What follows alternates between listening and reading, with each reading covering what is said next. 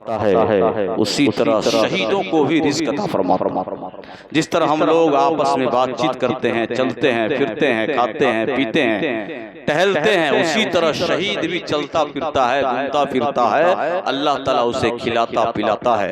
बस इतना ही है कि वो हमारी नजर से रुपोश हो जाते हैं। हम उन्हें देख नहीं सकते, लेकिन शहीद हमें और आपको देख रहे हैं। अगर इमाम हुसैन का हम नारा लगाते हैं, इमाम हसन का हम नारा लगाते हैं, तो इमाम हसन मेरे नारा को सुनते भी हैं और देखते भी हैं कि नारा लगाने वाला किस अंदाज में लगा रहा है। इसलिए सिर्फ मुहर्रम ही में नहीं, आप साल भर में जब भी परेशानी आ जाए, मुसीबत आ जाए, हुसैन के नाम का नारा लगा लें। हुसैन के नाम के नारे की बरकत से हर मुश्किल आसान हो जाती, मुसीबतें दूर हो जाती है, मुश्किलें आसान हो जाती है। हुसैन के नाम में वो बरकत है कि अगर घर में लिया जाए तो घर का बला दूर हो जाता है, मुश्किल में लिया जाए मुश्किलें दूर हो जाती है, मुसीबत में ली जाए मुसीबत दूर हो जाती है। हुसैन के नाम में वो बरकत है, हुसैन के नाम में वो बरकत है, हुसैन के मिलाद खानी में वो बरकत है कि जिस धरती पर हुसैन पाक की मिलाद सजाती जाती है, उस धरती को रब्बे कदीर साल भर तक के लिए पाक को पवित्र बना देता। आज इस सरजमीन पर पहली बार मुजीबुर रहमान साहब इमाम हुसैन के नाम की मिलाद सजाती। अब इस धरती का मुकद्दर बदल गया, इस धरती की तकदीर बदल गई, इस जमीन की तकदीर बदल गई। कल तक ये जमीन किसी काम की नहीं थी, इसका कोई वजूद नहीं था, लेकिन जैसे ही हुसैन के नाम की मिलाद सजाती गई, अब यहाँ बरकतों से मालामाल होने लगा। अब ये धरती सोना उगलना शुरू करेगी, इसलिए इस धरती पर सबसे पहले अगर किसी का नाम लिया गया है तो मेरे आका सल्लल्लाहु अलैहि वसल्लम के सबसे प्यारा हुसैन पाक का नाम लिया गया। सबसे पहले अगर तज़किरा किया गया है, सबसे पहले अगर चर्चा किया गया है तो हुसैन पाक का चर्चा किया गया है। जहाँ पे हुसैन पाक का चर्चा होता है वो जगह पाक हो जाती है, बलाओं से पाक हो जाती है और उस जमीन की तकदीर बदल। इसलिए बहुत खुशनसीब हैं हमारे मुजीबुर रहमान साहब और इनके सपुत्र बेटे। ऐसी औलाद अल्लाह सबको नहीं देता, माँ बाप का फरमा बरदार। अभी देखा होगा आपने मुजीबुर रहमान साहब की जब गुलपोशी हुई और गमछा पोशी हुई तो इनके बेटे हाफिज साजिद ने इनका हाथ चूम लिया। सुभान अल्लाह। आजकल लोग पीर का हाथ चूमते हैं, मौलाना मौलवी का हाथ चूमते हैं और बाप का हाथ चूमना पसंद नहीं करते, नागवार गुजरता है, बाप का हाथ नहीं चूमते। पीर का हाथ चूमो मत चूमो, मौलवी का हाथ चूमो मत चूमो, बाप का हाथ चूम लोगे बेड़ा पार हो जाएगा। पीर से बड़ा दर्जा बाप का होता है, वली से बड़ा दर्जा बाप का होता है, आलिम से बड़ा दर्जा बाप का होता है। जो बेटा अपने बाप के हाथ को चूम लिया, समझ लो काबे के हजर अस्वद को चूम लिया, हजर अस्वद को चूम लिया। आजकल पीर साहब जैसे ही नजर आएंगे लोग हाथ क्या पांव भी चूम लेते हैं और बाप को सलाम करना भी पसंद नहीं करते। बाप ऐसा बेटा कभी कामयाब नहीं हो सकता जो पीर का हाथ चूमे, पैर चूमे और बाप को सलाम ना करे। पीर कामयाबी नहीं मिलेगी, पीर के हाथ चूमने से कामयाबी नहीं मिलेगी, लेकिन बाप के जो बेटा हाथ चूमता है उस बेटे को दुनिया में कामयाबी ढूंढने की जरूरत नहीं पड़ती है, बल्कि उस बेटे को दुनिया की हर कामयाबी ढूंढती रहती है। जो बेटा अपने बाप के हाथ को चूमा करता है। मैंने अभी देखा मुजीबुर रहमान साहब का बेटा इनका हाथ चूम रहा, दिल बाग बाग हो गया, दिल खुश हो गया कि इस बेटे को इस दुनिया में कामयाब होने से कोई नहीं रोक सकता। जो पीर का हाथ चूमे, मौलवी का हाथ चूमे, फकीर का हाथ चूमे, अरे गहरे का हाथ चूमे और बाप का हाथ ना चूमे, उसकी कामयाबी की दलील नहीं दी जा सकती है। वो कामयाब होगा कि नहीं कोई नहीं कह सकता, मगर मैं 100% गारंटी दे रहा हूँ कि जो बेटा अपने बाप का हाथ चूमता है वो इस धरती के ऊपर रहेगा फिर भी कामयाब है, जमीन के नीचे चला जाएगा फिर भी कामयाब है। जो अपने बाप का हाथ चूमेगा वो यहाँ भी कामयाब और वहाँ भी कामयाब। बोलिए आप, जोर से बोलिए।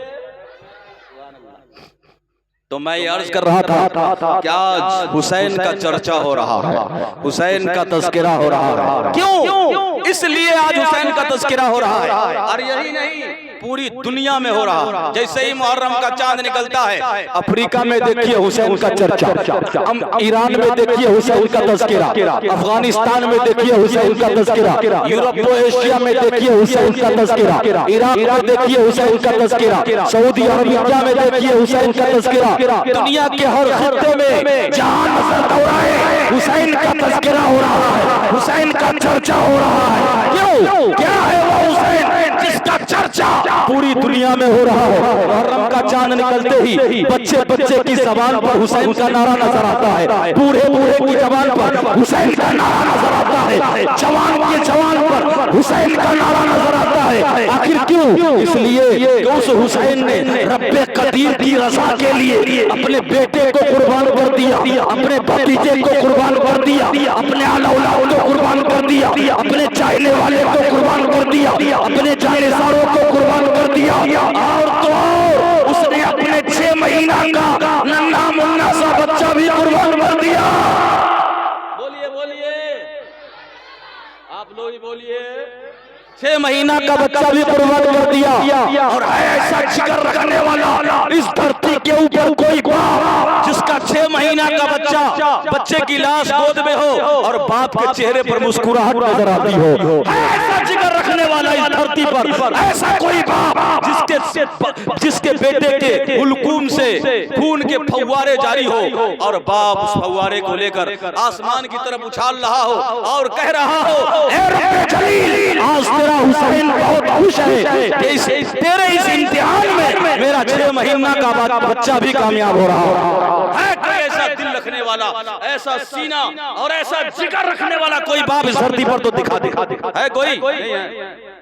इसलिए उन्होंने अपने तन मन धन को कुर्बान कर दिया, अपनी दौलत को कुर्बान कर दिया, अपने आला औलाद को कुर्बान कर दिया और खुशी खुशी कुर्बान करते रहे और कहा, ऐ रब्बे कदीर, ये अली अकबर की जवानी तेरे नाम, अली असगर का बचपन तेरे नाम, कासिम की जवानी तेरे नाम, उनकी मोहब्बत तेरे नाम, ए परवरदिगारे आलम मेरे जानेसार तेरे नाम, मेरे आला औलाद तेरे नाम, ए परवरदिगारे आलम ये हुसैन की जान तेरे नाम और हुसैन का सारा खानदान तेरे नाम।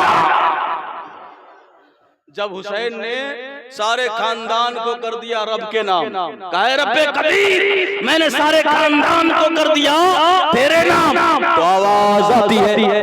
क्या आवाज आती है? आवाज आती है, ए हुसैन, जब तूने अपनी जान कर दिया मेरे नाम, खानदान कर दिया मेरे नाम, तो हुसैन सुन ले, मैंने सारा जहान कर दिया तेरे नाम, मैंने सारा जहान कर दिया तेरे नाम। जब तक के दुनिया रहेगी, दुनिया बच्चा बच्चा हुसैन का तज़किरा करेगा, बच्चा बच्चा हुसैन का नाम लेगा, बच्चा बच्चा हुसैन का जिक्र करेगा। इसलिए हुसैन, तूने सारा खानदान कर दिया मेरे नाम, तो मैंने सारे जहान को कर दिया तेरे नाम। जोर से और जोर से, मुहर्रम का महीना है, बोलने की जरूरत ना पड़े, हुसैन का नाम आए उछल उछल के बोलिए, उछल के बोलिए सुभान अल्लाह, माशाअल्लाह। एक बार नारा लगाइए, या हुसैन, या हुसैन, या अली, या अली, या अली। अब लगाइए, या हसन, या हुसैन, या हसन, या हुसैन, या हसन, या हुसैन, माशाअल्लाह। हुसैन पाक को बहुत सारे खतूत दे करके कूफा बुलाया गया, बहुत सारे खतूत भेजे गए थे। तो हजरत मुस्लिम बिन अकील को पहले आपने भेजा वहां का जायजा लेने के लिए। हजरत मुस्लिम बिन अकील आए, देखा माहौल बड़ा खुशगवार है, खत लिख दिया, ए हुसैन बड़ा अच्छा माहौल है, आप तशरीफ ले आए। जब तक खत पहुंचा यहाँ सब लोग बागी हो गए और हजरत मुस्लिम बिन अकील का कत्ल कर दिया और उनके बेटे को भी कत्ल कर दिया।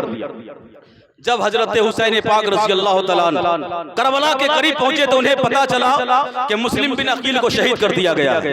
इनको लोगों ने कहा कि आप वापस हो जाएं, आप वापस चले जाएं। तो कोई दूसरा होता वापस चला जाता, जान जाता कि आगे बढ़ना खतरा है, आगे बढ़ना जान जाने का खतरा है। लेकिन हुसैन ने कहा अब मैं वापस जाने वाला नहीं, इसलिए कि मैं यहाँ आया हूँ अपनी जान बचाने के लिए नहीं, बल्कि नाना जान के दीन को बचाने के लिए आया हूँ, कुरान की अज़मत को बचाने के लिए आया हूँ। इसलिए हुसैन वापस नहीं जा सकता।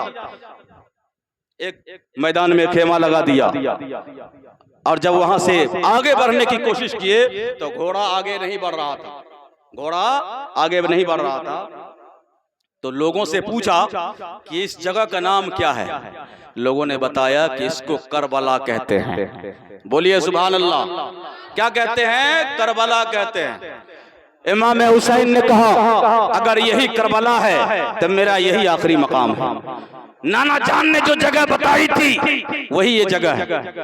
ठहर गए। कूफियों को बहुत समझाने की कोशिश की, ओ कूफियों, कूफा वालों, तुम लोगों ने बहुत सारे खत भेजे कि मैं आपके हाथ पर बैअत करूंगा। मैं आया, तुम लोग यजीद के डर से यजीदियत में शामिल हो गए। सारे यजीदी डर गए कि अगर मैं हुसैन का साथ दूं तो मेरे बच्चे मारे जाएंगे, मेरे आला औलाद मारे जाएंगे, मैं भी मारा जाऊंगा। डर के मारे सब अलग हो गए। तो इमाम हुसैन ने कहा कि मैं आया नहीं हूं, बुलाया गया।